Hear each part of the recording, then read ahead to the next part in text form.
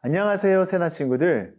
말씀 앞에 나온 여러분들을 예수님의 이름으로 축복합니다.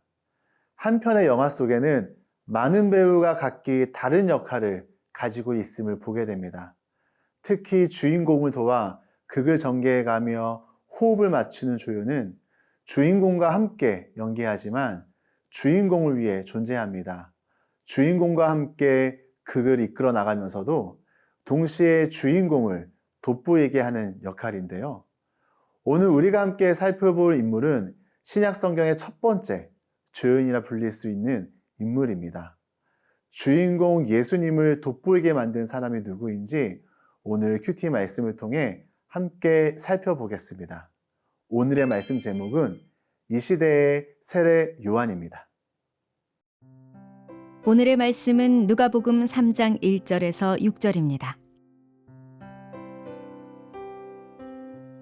디베르 황제가 다스린 지 15년째 되던 해, 곧 본디오 빌라도가 유대 총독으로, 헤롯이 갈릴리 분봉왕으로, 헤롯의 동생 빌립은 이두레와 드라고니 지방의 분봉왕으로, 루사니아가 아빌레네 지방의 분봉왕으로, 안나스와 가야바가 대제사장으로 있을 때 하나님의 말씀이 광야에 있는 사가랴의 아들 요한에게 내렸습니다. 그는 요단강 전역을 두루 다니며 죄 용서를 위한 회개의 세례를 전파했습니다. 이것은 예언자 이사야의 책에 기록된 것과 같습니다. 광야에서 외치는 소리가 있다. 주의 길을 예비하라. 그분의 길을 곧게 하라. 모든 골짜기는 메워지고 모든 산과 언덕은 낮아질 것이며 굽은 길은 곧아지고 험한 길은 평탄해질 것이다.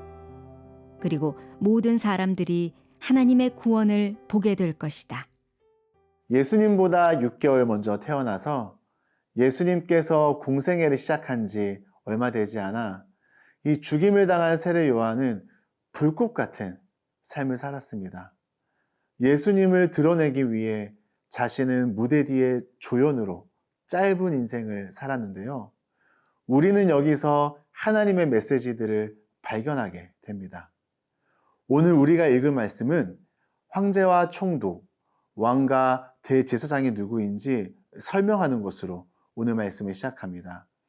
예수님 당시 세상을 호령한 로마 황제, 강력한 통치로 나라를 다스린 총독과 이 왕들, 유대교를 장악하고 있었던 종교 최고의 권력자였던 대제사장이 누구인지를 알려주는 것이죠. 성경은 당시 가장 강력한 통치자가 누구인지 설명한 뒤에 하나님의 말씀이 그들 중 아무에게도 임하지 않았다는 반전을 우리 가운데 소개하고 있습니다. 역설적으로 하나님의 말씀은 누구에게 임했느냐? 2절 말씀 함께 읽겠습니다. 안나스와 가야바가 대제사장으로 있을 때 하나님의 말씀이 광야에 있는 사가랴의 아들 요한에게 내렸습니다. 많은 정치 지도자와 종교 지도자들이 있는데 하나님은 광야에 있는 요한을 택하셨습니다. 하나님의 말씀이 전혀 뜻밖의 장소에서 전혀 뜻밖의 예상할 수 없는 인물에게 임한 것이죠. 당시 이스라엘 사람들의 모든 신앙생활은 성전을 통해 이루어졌습니다. 그런데 성전이 아닌 광야에 하나님의 말씀이 임한 것입니다. 이것은 기존의 종교 질서를 뒤엎어버리는 아주 파격적인 일입니다. 왜 광야에 임했을까요?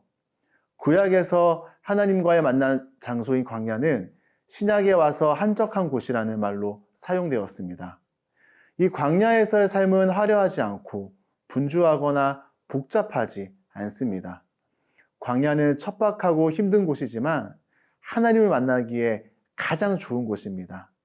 이 예수님의 사역하는 중간마다 습관적으로 한적한 곳에 가셔서 기도하곤 하셨습니다. 그리고 하나님과의 친밀한 시간을 가지셨는데요. 이것은 우리 또한 습관적으로 분주한 상황과 환경을 떠나 한적한 곳으로 가서 하나님의 말씀을 묵상하는 시간이 필요함을 우리에게 보여줍니다.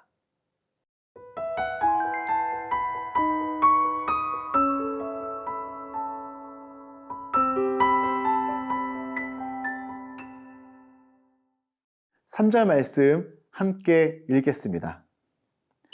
그는 요단강 전역을 두루다니며 죄 용서를 위한 회개의 세례를 전파했습니다. 요한이 하는 일은 죄 용서를 위한 회개의 세례를 외치는 것입니다. 회개는 하나님께 돌아오는 것을 말하는데요.